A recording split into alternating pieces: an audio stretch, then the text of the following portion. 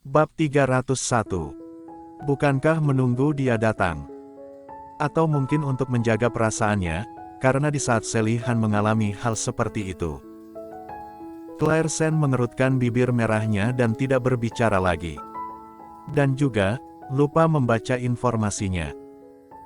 Davin Ye memandangnya melalui kaca spion, saat mengemudikan mobil, dia bertanya dengan santai, "Kamu dan Gita memiliki hubungan yang baik?"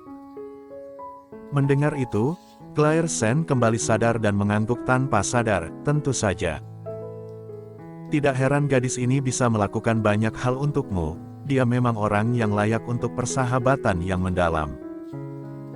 Claire Sen tidak bisa menahan senyum, ya, dia lebih setia daripada yang aku kira, aku tidak menyangka dia bisa memperlakukanku dengan begitu baik. Jika kamu pergi ke pesta, kamu sudah menyiapkan gaunmu, kan? Ya. Tapi aku belum, nanti ketika aku memilih jas, kamu mampir ke sana untuk makeup, kemudian kita akan pergi tepat waktu, aku sudah menghitung waktu, jadi kamu tidak perlu khawatir terlambat. Sudah diatur lagi, dan Claire Sen tampaknya tidak memiliki reaksi lain selain mengangguk dengan patuh. Di tangannya ada kotak pakaian, dan tumpukan dokumen tebal, yaitu tentang penyelidikan Sally Han. Dia seharusnya membukanya ketika dia masuk ke dalam mobil, tetapi dia tidak tahu mengapa, sekarang dia bahkan tidak memiliki pemikiran untuk membuka dokumen itu. Setelah berkendara diam untuk waktu yang lama, Davin Ye tampaknya menyadari sesuatu, dan tiba-tiba bertanya, "Apakah kamu tidak akan membukanya?" Mendengar ini, Claire Sen terkejut, dan kemudian tersenyum tipis, tidak buru-buru. Tatapan Davin Ye sedikit dingin, "Sebelumnya saat melihatmu makan, aku kira kamu sangat cemas, ternyata yang kamu pedulikan bukan ini. Bagaimana bisa tidak peduli?" Claire Sen meremas dokumen di tangannya, dia awalnya peduli tentang dokumen ini, tetapi mata Golden Ye ketika keluar membuatnya khawatir tentang hal itu sampai sekarang. Sepertinya itu adalah perasaan bahwa ada dua hal di depanmu, kamu harus memilih salah satu dari mereka, dan kamu akan tahu mana yang lebih penting saat melihatnya sekilas. Apakah berita bahwa Golden Ye dan Sally Han hamil itu benar atau tidak, baginya? Hatinya telah memilih yang pertama.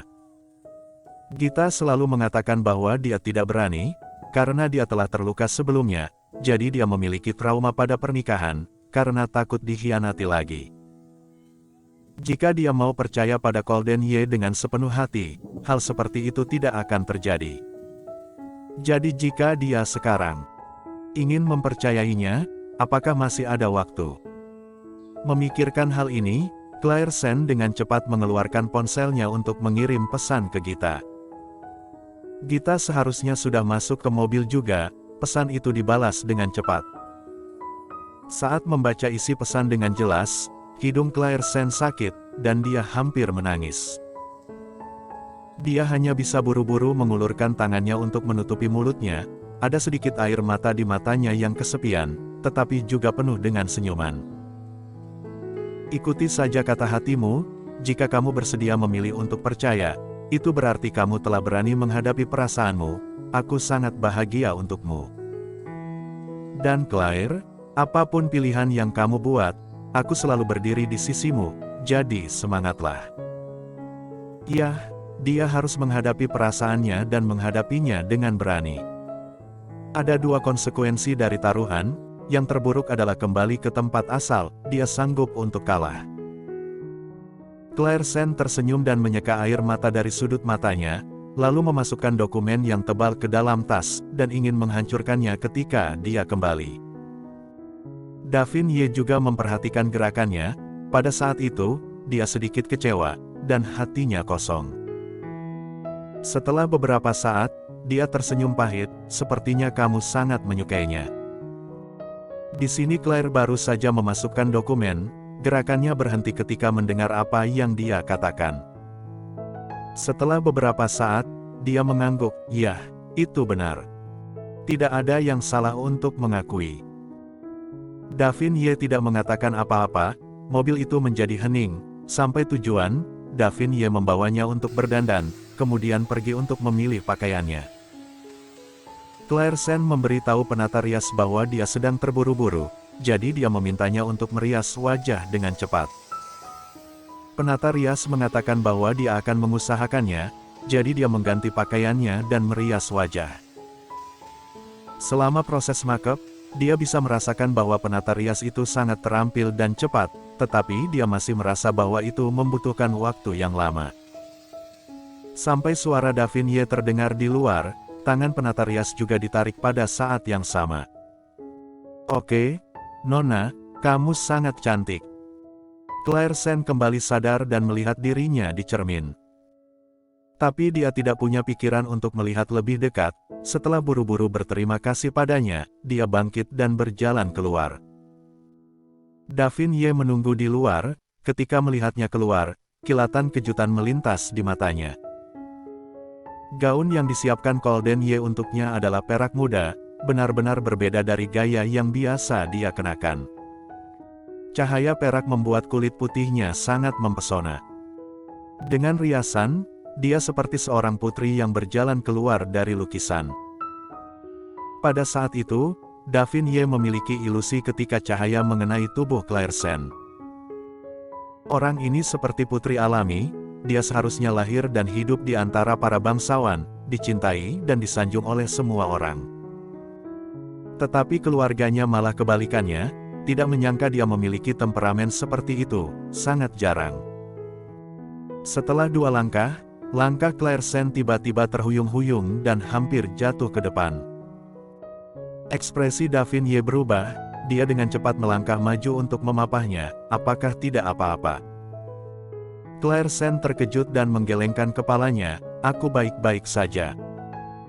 Beberapa orang di samping juga menjadi pucat karena ketakutan, tetapi melihatnya sudah dipegang, juga menghela nafas lega kemudian, "Untungnya tidak apa-apa." Davin Ye melepaskan tangannya dan membiarkannya berdiri dengan kokoh lagi, "Karena semuanya sudah selesai, ayo pergi."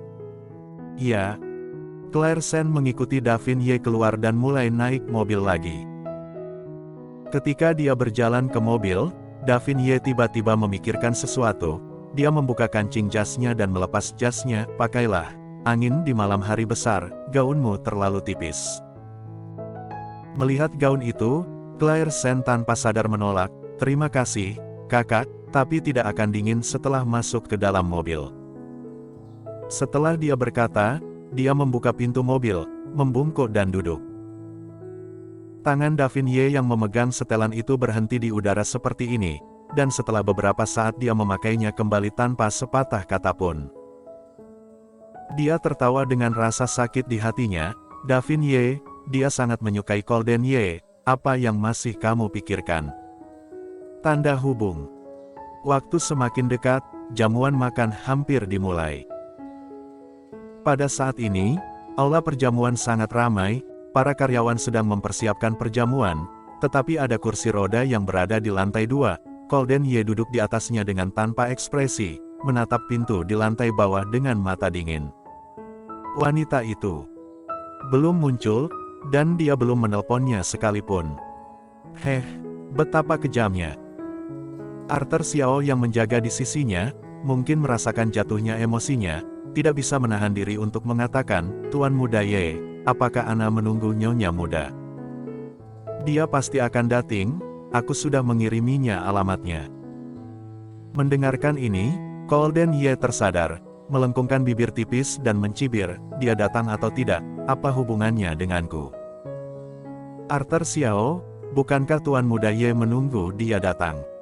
Bersambung.